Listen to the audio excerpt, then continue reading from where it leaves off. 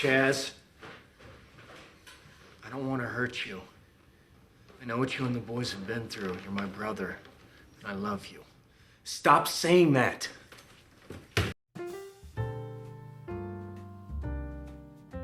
Hello, and welcome to Waste of Space, where we analyze aspect ratio usage in cinema, one movie at a time.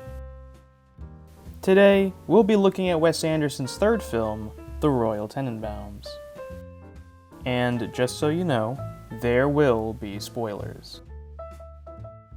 The Royal Tenenbaums was directed by Wes Anderson, with a script he co-wrote with one of the film's stars, Owen Wilson. The film was shot by Anderson's go-to cinematographer, Robert Yeoman, and the film was shot and presented anamorphic, in the aspect ratio of 2.4 to 1. What I want to do is focus on how Anderson, for the second time in his film career, utilized this anamorphic framing, which means going over how director and DP shot this on-location New York City fairy tale about family dysfunction. There's no better place to start than the prologue, which introduces us to the film's world and characters. We see the outside of the house on Archer Avenue.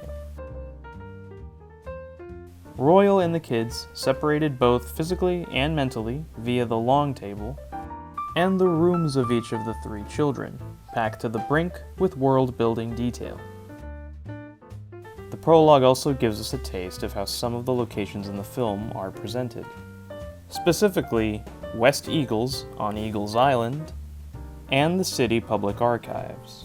Since these locations exist in real life under different names, they also help the audience understand that this is indeed Anderson's version of New York City.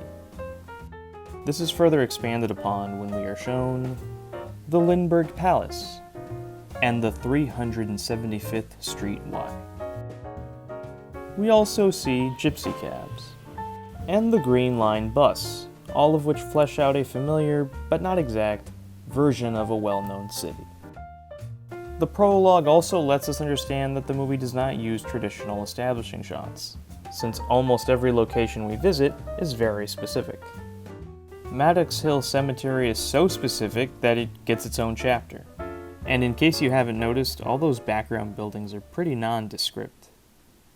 When it comes to characters, Anderson and Yeoman like to keep things centered. The cast of characters is the most obvious example of this, but it essentially rings true whenever characters are the center of attention. Anderson and Yeoman also group characters together within the frame the way you'd expect, though there are instances where these groupings are not traditional. Consider when the Tenenbaum family is being told about Royal's cancer. The family is grouped together, but Margot is noticeably all the way to the right, out of focus. And earlier, when Royal is talking to his kids about his cancer, Margot and Richie are sitting together on the sofa, centered, while Chaz is not only away from the others, but is uncentered, unsymmetrical, and only half paying attention to what's going on. This scene serves as an example of how Anderson and Yeoman use space and placement to tell us how these characters feel in the given moment. Royal appears genuine, Margot and Richie are attentive, and Chaz is pissed off.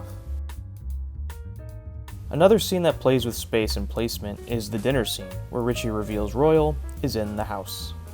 We have Richie in the center, with Ari and Uzi on his left and right, and Chaz, Henry, Margot, and Etheline taking space on the sides, leaving the center wide open.